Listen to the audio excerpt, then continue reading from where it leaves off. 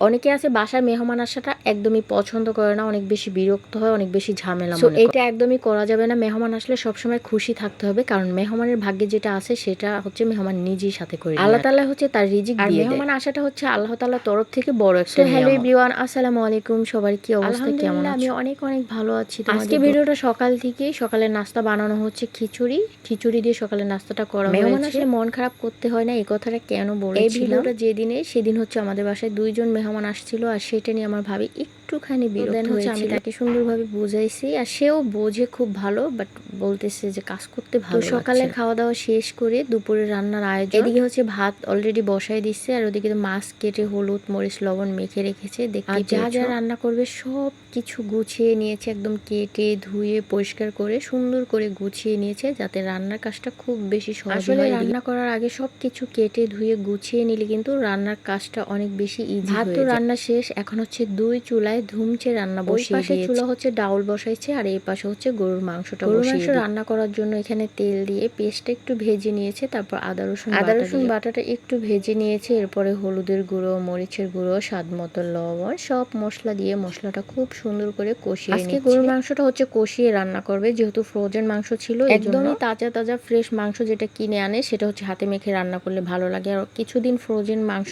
সেটা কিন্তু কষিয়ে রান্না করলে ওই চুলাতে হচ্ছে ডাল বাগার দিয়ে নিয়েছে, অলরেডি ডালটা হয়ে গেছে। এরপর হচ্ছে ওই পাশের চুলাতে হচ্ছে গরম পানি বসিয়ে দিয়েছে, আর এই পাশের চুলাতে গরুর মাংসটা খুব সুন্দর করে কষিয়ে ঝোলের পানি দিয়ে দিচ্ছে। এখন হচ্ছে গরুর মাংসটা ওই পাশের চুলাতে বসিয়ে দিয়েছে, আর এই পাশের চুলাতে হচ্ছে বাকি রান্নাগুলো করে ফেলবে। যেহেতু এই পাশের চুলাটা একটু খোলামেলা, ওই পাশেরটা একটু আটকানো, সেই জন্য ওইখানে নিজে হচ্ছে গরুর মাংসটা বসিয়ে এখানে হচ্ছে করলা ভাজি করে নিল। অলরেডি করলা ভাজি হয়ে গেছে, কালারটা সুন্দর। এরপর হচ্ছে এই চুলাতে ইলিশ মাছ ভাজি করে নিবে। ইলিশ মাছটা আগে থেকে কেটে ধুয়ে পরিষ্কার করে হলুদের গুঁড়ো, স্বাদ মতো লবণ, মরিচের গুঁড়ো দিয়ে মেখে ম্যারিনেট করে রেখেছিল। এখন হচ্ছে একটু মোচমোচে করে ভেজে নিবে, এটা হচ্ছে খালি খাবে। আমি যতদিন ধরে এখানে আছি আমরা কিন্তু সবাই মিলেমিশে কাজ করি, সুন্দরভাবে কাজগুলো গুছিয়ে করি, এই জন্য এত মাছ ভাজি করতে করতে গরুর মাংসটা নামিয়ে নিয়েছে, হয়ে গেছে। আর এদিকে রান্নাঘরে বসে বসেই সালাদ রান্না করার আগে যদি সবকিছু গুছিয়ে নেওয়া যায়, রান্না সত্যি একদম ঝটপট হয়ে যায়, কোনো রান্না করতে কষ্ট। আবার হচ্ছে এই চুলাতে পোলাও বসাই দিচ্ছে, আর মাছ ভাজির